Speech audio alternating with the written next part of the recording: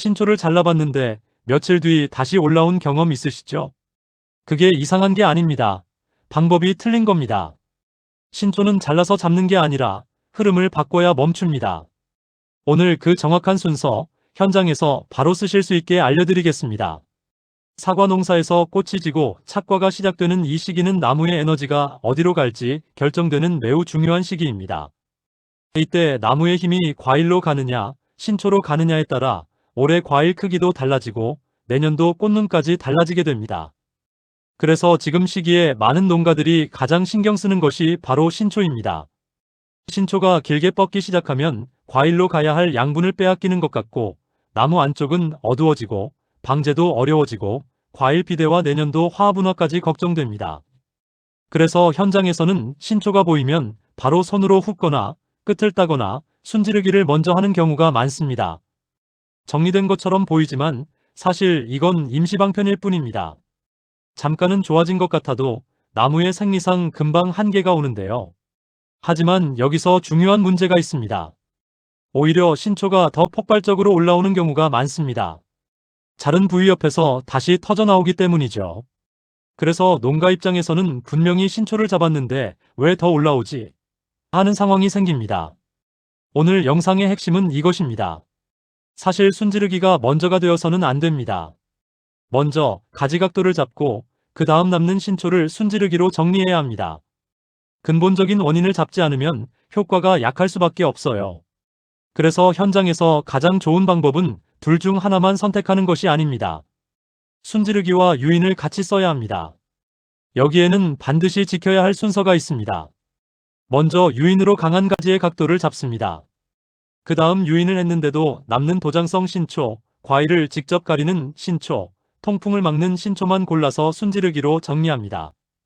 이 순서가 가장 안전하고 확실한 방법입니다.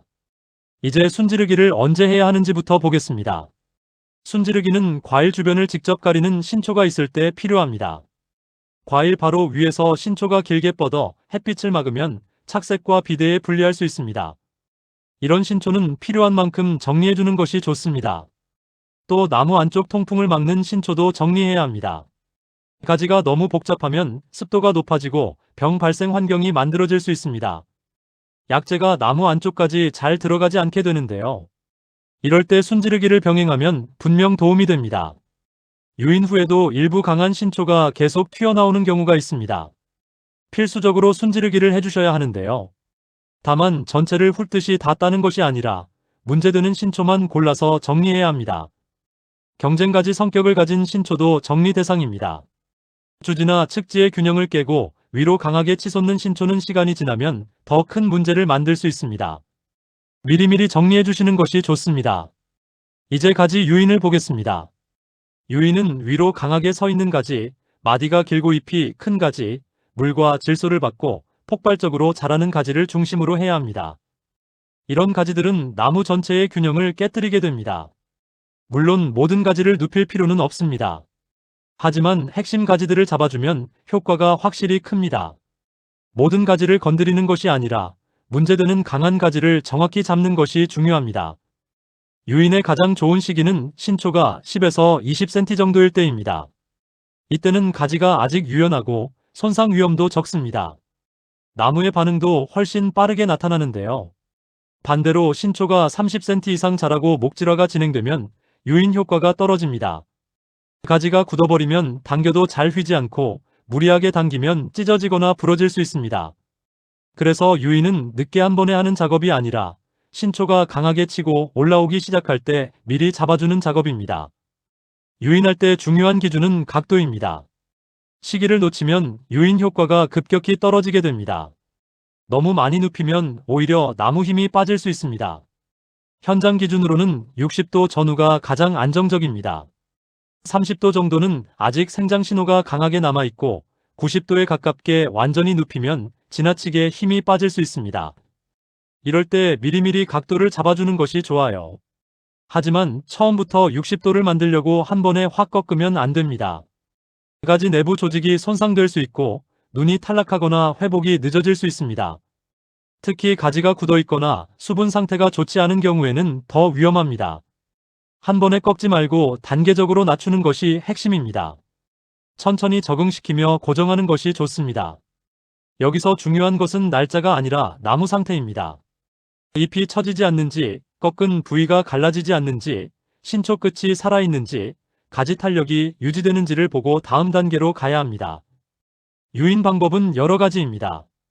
끈으로 가지 끝을 잡아 아래쪽으로 당겨 줄기나 말뚝에 고정할 수도 있고, 페트병에 물을 넣어 매달 수도 있습니다.